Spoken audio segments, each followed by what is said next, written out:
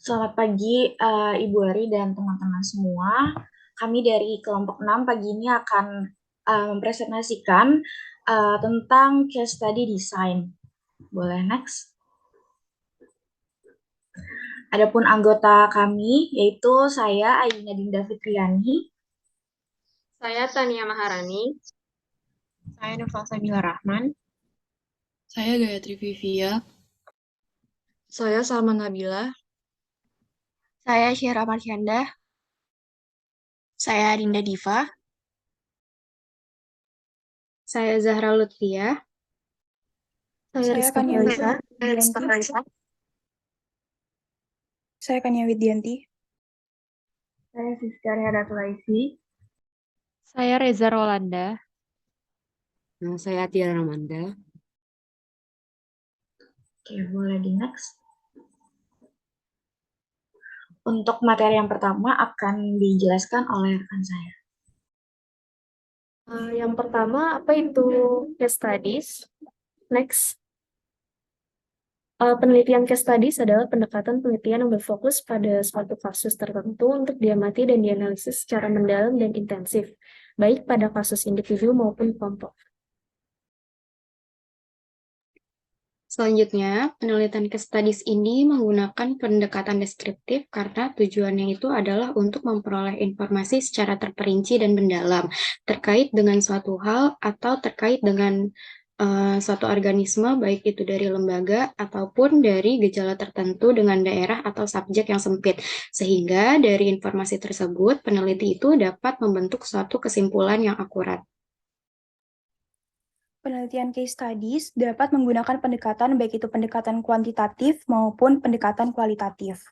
Nah, untuk pendekatan kuantitatif pada penelitian case study biasanya menggunakan metode pengumpulan data yang berorientasi pada angka ataupun data numerik seperti survei, eksperimen, atau analisis statistik. Analisis dilakukan dengan menggunakan teknik statistik seperti regresi ataupun uji hipotesis untuk mengevaluasi data numerik dan membandingkan hasil dengan norma ataupun standar tertentu. Sedangkan pendekatan kualitatif pada penelitian case studies biasanya menggunakan metode pengumpulan data yang berorientasi pada kata-kata atau data non-numerik seperti wawancara, observasi, ataupun dokumentasi. Analisis dilakukan dengan menggunakan teknik seperti analisis tematik ataupun analisis naratif untuk memahami dan juga menjelaskan makna dari data kualitatif. Selanjutnya akan dijelaskan oleh rekan saya.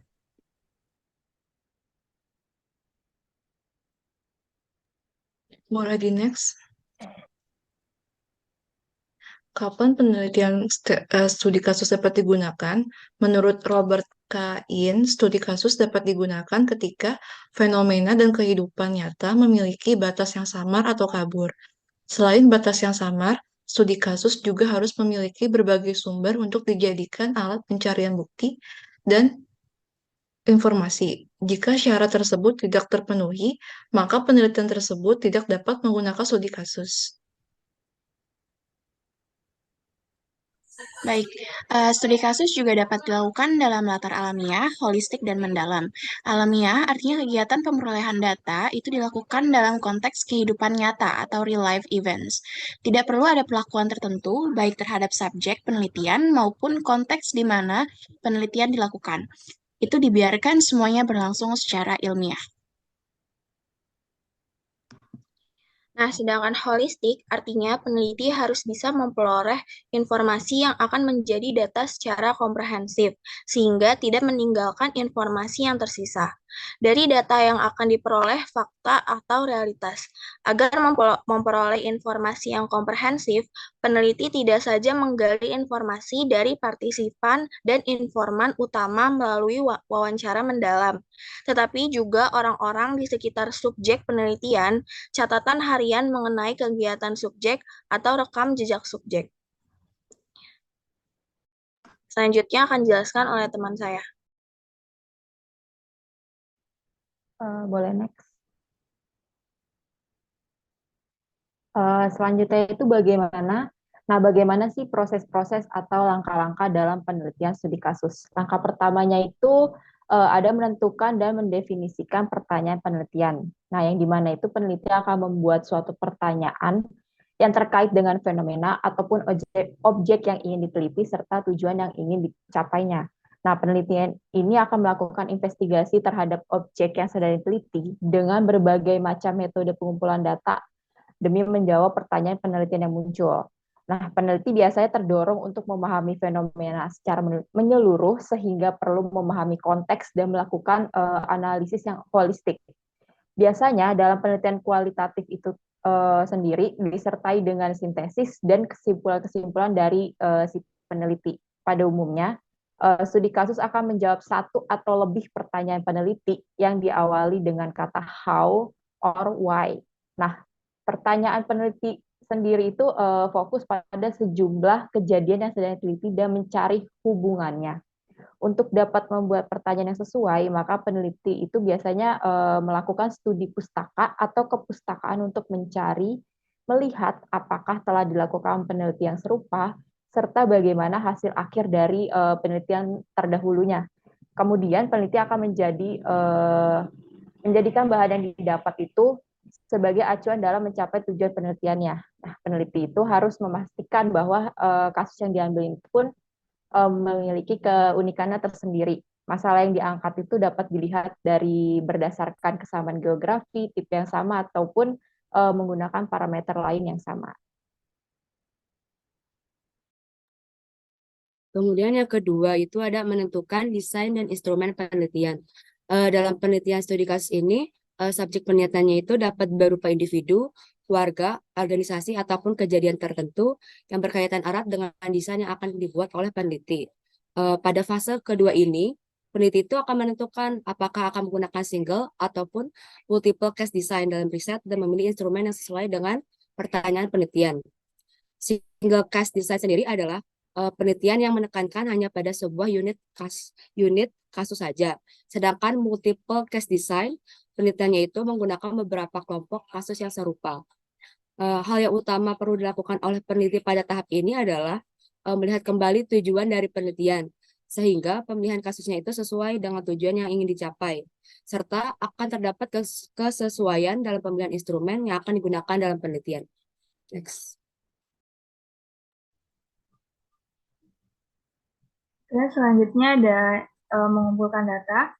Di sini ada dua metode pengumpulan data yang sering digunakan, yaitu yang pertama ada wawancara mendalam. Teknik wawancara mendalam ini merupakan teknik yang lazim digunakan dalam mengumpulkan data pada studi kasus. Tujuan dilakukan wawancara mendalam adalah untuk menggali lebih dalam akan suatu fenomena yang sedang diteliti. Pertanyaan yang diajukan oleh peneliti dapat bersifat pertanyaan terbuka. Tapi peneliti juga dapat mengajukan pertanyaan yang tidak terstruktur. Yang kedua ada kuesioner. Kuesioner adalah metode pengumpulan data dengan cara membagikan angket yang terdiri dari sejumlah pertanyaan untuk kemudian dijawab oleh responden. Kuesioner harus dapat mewakili pertanyaan penelitian serta terkait dengan proposal penelitian. Oleh karena itu, kuesioner harus disusun dengan kalimat yang jelas dan mudah dimengerti, sehingga akan memudahkan responden untuk membaca serta memahami maksud dari tiap pertanyaan dalam kuesioner tersebut. Kelebihan dari kuesioner dibandingkan dengan metode pengumpulan data yang lain terletak pada kemampuan mencapai jumlah sampel yang banyak dalam waktu yang lebih singkat. Tapi, suatu kuesioner tidak dapat melakukan pengkajian yang lebih dalam tentang opini atau persepsi responden lebih dalam seperti halnya yang bisa dilakukan dalam wawancara. Next. Oke, selanjutnya adalah menentukan teknik analisis data. Studi kasus sebagai suatu bentuk penelitian kualitatif tidak hanya berfokus pada kuantitas data yang diperoleh, tapi berdasarkan kualitas data yang diperoleh. Seperti yang udah kita tahu bahwa suatu penelitian kualitatif menggunakan analisis induktif untuk mengidentifikasikan tema yang muncul pada hasil penelitian. Kemudian nantinya data yang diperoleh akan dianalisis dengan cara memberikan kode dan menempatkan data tersebut berdasarkan kesesuaian temanya. Selanjutnya, data itu dikelompokkan berdasarkan kesamaan temanya dan dianalisis. secara manual oleh peneliti tersebut untuk mengidentifikasi hasil akhir penelitian. Setelah itu, peneliti akan berusaha membaca, mendeskripsikan, membandingkan, serta mengkombinasikan beberapa kode yang telah dibuat untuk membuat suatu formula akhir penelitian. Dan yang terakhir adalah mempersiapkan laporan studi kasus. Pada bagian suatu akhir penelitian ini, peneliti dapat membuat laporan secara tertulis ataupun verbal yang akan hasil akhirnya dari penelitian tersebut. Nah, pada umumnya hasil akhir ini dibuat dalam bentuk tulisan. Kemudian nantinya menurut Dezin juga pada tahun 2004 dia memberikan beberapa saran tentang aspek-aspek yang sebaiknya ada dalam menyusun suatu laporan akhir penelitian. Yang pertama adalah mendeskripsikan akan masalah atau isu penelitian. Yang kedua, mendeskripsikan secara detail akan konteks dan lokasi penelitian, sehingga nantinya pembaca akan memperoleh gambaran yang jelas akan tempat dilakukannya penelitian tersebut. Yang ketiga, menjabarkan secara lengkap akan proses penelitian kasus yang dimulai dari perumusan masalah sampai dengan pada analisis dan hasil akhir penelitian. Dan yang terakhir adalah mendiskusikan hasil akhir penelitian tersebut sehingga diperoleh gambaran dan pemahaman yang jelas akan fenomena yang akan diteliti. Selanjutnya akan dijelaskan oleh rekan saya. Baik, selanjutnya ada tema riset. Penelitian case studies itu sendiri merupakan penelitian, penyelidikan, atau pemeriksaan secara mendalam, terperinci, dan detail terhadap suatu peristiwa atau fenomena yang terjadi dalam satu lingkungan. Kelompok ini akan memberikan 3 contoh tema untuk penelitian case studies itu sendiri. Yang pertama ada COVID-19 dan kasus kecemasan terkait di kalangan mahasiswa. Kita tahu sendiri bahwa fenomena atau kasus COVID-19 ini terjadi 2 tahun yang belakang ini banyak merubah aspek-aspek yang ada di Indonesia, bahkan sampai ke dunia, seperti perubahannya perekonomian masyarakat, kesehatan, mobilitas, dan juga psikologis orang-orang yang terkena COVID maupun yang mengalami ada kerabatnya yang kena. Nah, mahasiswa ini sendiri mengalami kecemasan karena mereka pasti banyak perubahan yang terjadi dalam metode belajar yang mereka lakukan dari offline menjadi online, lalu perekonomian mereka yang biasanya ada beberapa keluarga menengah yang mengalami penurunan ekonomi karena COVID-19 karena tidak adanya keuangan yang masuk dan banyak hal yang membuat mereka cemas bagaimana mereka untuk melanjutkan kuliah mereka, apakah mereka tidak bisa dapat kuliah lagi atau tidak. Lalu banyak juga mahasiswa yang memikirkan bagaimana mereka mendapatkan pekerjaan, karena yang kita tahu sendiri selama COVID-19 banyak sekali PHK-PHK yang terjadi di perusahaan besar maupun yang kecil. Dalam hal ini juga banyak mahasiswa yang memikirkan bagaimana nasib mereka saat lulus nanti. Kayak apakah mereka akan mendapat pekerjaan atau tidak. Karena faktor-faktor tersebut, kasus kecemasan mahasiswa menjadi meningkat selama COVID-19. Selanjutnya akan dilanjutkan oleh teman saya.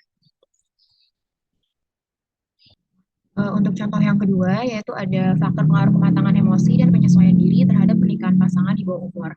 Studi kasus ini dilihat berdasarkan fenomena yang cukup marak belakangan ini, yaitu pernikahan yang semakin meningkat dengan usia yang masih terbilang dini atau di bawah umur.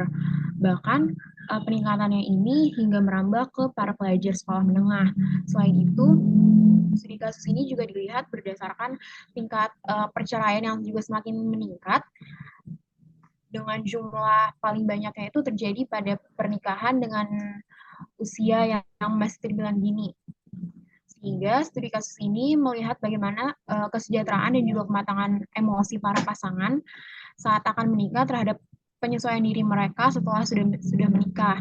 Apakah mereka dapat melewati proses paling penting dalam pernikahan, yang mana proses itu akan menentukan pernikahan ini akan terus berlanjut secara utuh ataupun tidak gitu. Untuk datanya sendiri diperoleh dengan menggunakan metode wawancara subjek secara mendalam yang memenuhi kriteria tertentu. Selain itu juga dapat diobservasi mengenai keseharian mereka selama menjadi keseharian mereka menjadi pasangan. Kemudian data yang diperoleh akan dianalisis dengan mereduksi data, yaitu memilih atau menggunakan hal-hal pokok sehingga peneliti ini hanya akan terfokus pada apa yang sedang dicari dari penelitian tersebut. Kemudian data yang telah direduksi akan disajikan dalam bentuk uraian singkat, bagian hubungan antara kategori variabel dan juga flowchart yang mana dapat dengan mudah dipahami sehingga kemudian dapat ditarik kesimpulan dari pengumpulan data tersebut apakah pernikahan dengan pasangan di bawah umur ini mempengaruhi kematangan emosi dan juga penyesuaian diri mereka. Untuk contoh terakhir akan dijelaskan oleh rekan saya. Selanjutnya, proses adopsi video online, studi kasus YouTube di kalangan generasi X. Studi kasus ini akan memperoleh gambaran lengkap bagaimana generasi X atau generasi 1960-an kecanduan menggunakan YouTube, maka si peneliti dapat melakukan pengumpulan data dalam bentuk observasi, yaitu dengan menganalisis perilaku pengguna. Data berupa kuantitatif, tapi di data perilaku bersifat kualitatif. Lalu meminta pengguna YouTube membuat catatan yang dia lakukan dan perasaannya terkait aplikasi YouTube tersebut, kayak alasan, penyebab, dan faktor lainnya. Lalu melakukan wawancara satu persatu dengan partisipan untuk mengetahui lebih lanjut setiap karakter. Partisipan nanti harus mengisi kuesioner survei dengan skala Likert. Jika data sudah terkumpul, lalu akan dianalisis secara keseluruhan oleh peneliti.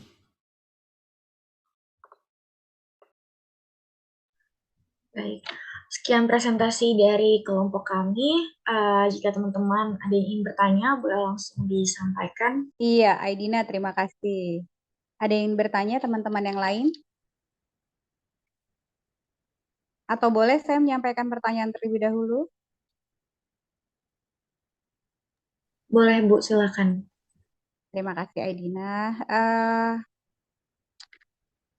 Mengenai pengumpulan data, bahwa untuk desain studi kasus ini salah satunya adalah dengan in-depth interview ya.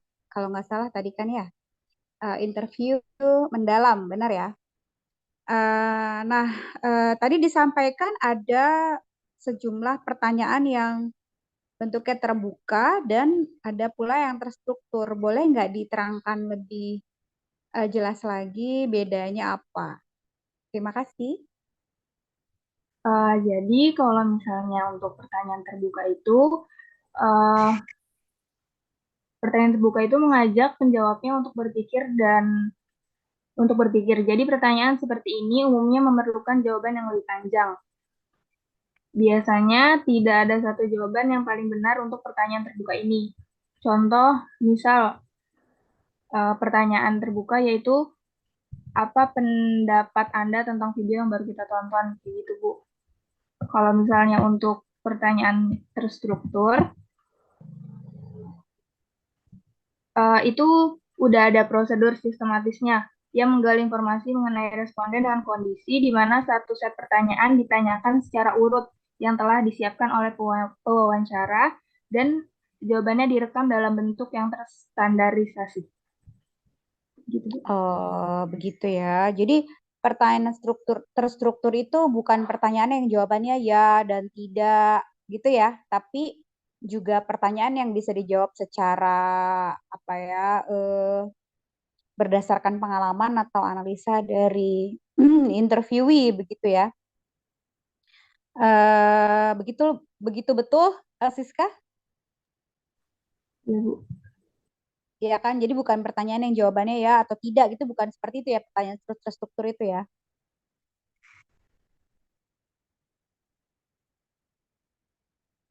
Tapi ada urutan pertanyaan yang sudah disiapkan terlebih dahulu. Sementara kalau pertanyaan terbuka, mungkin yang pop up atau insight saja ditanyakan oleh peneliti pada saat itu gitu ya. Nah, itu bisa termasuk sebagai pertanyaan terbuka, begitu? Iya. Oke, baik. Jadi gitu ya. Berarti kalau ada pedoman wawancara yang dipergunakan, itu artinya pertanyaan yang terstruktur, begitu ya. Sesuai dengan konsep yang sedang diteliti. Misalkan tadi kan contohnya kecemasan, artinya berarti ada yang terpikirkan, ada persiapan dari peneliti untuk menanyakan kecemasan tentang apa saja gitu. Nah, itu berarti pertanyaan terstruktur. Sementara kalau pertanyaan terbuka adalah misalkan dia melihat pada saat penelitian si respondennya terlihat cemas, baru ditanyakan apa yang Anda rasakan saat ini, seperti itu. Itu pertanyaan terbuka maksudnya. Iya, iya Bu. Kurang lebih begitu ya. Oke, baik. Terima kasih Siska atas penjelasannya. Kelompok 6 juga atas kerja kerasnya. Nampaknya sudah jelas semua ya, kelompok 6. Terima kasih banyak. Silakan untuk ditutup kesimpulannya atau sarannya barangkali ada dari kelompok 6. Sepertinya udah cukup tadi disampaikan sama cukup. teman-teman. Baik.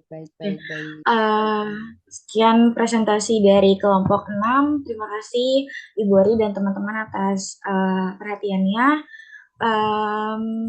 Mohon maaf apabila ada kekurangan dari kelompok kami. Semoga apa yang kami presentasikan pada hari ini bisa memberikan manfaat dan juga insight baru bagi teman-teman semua.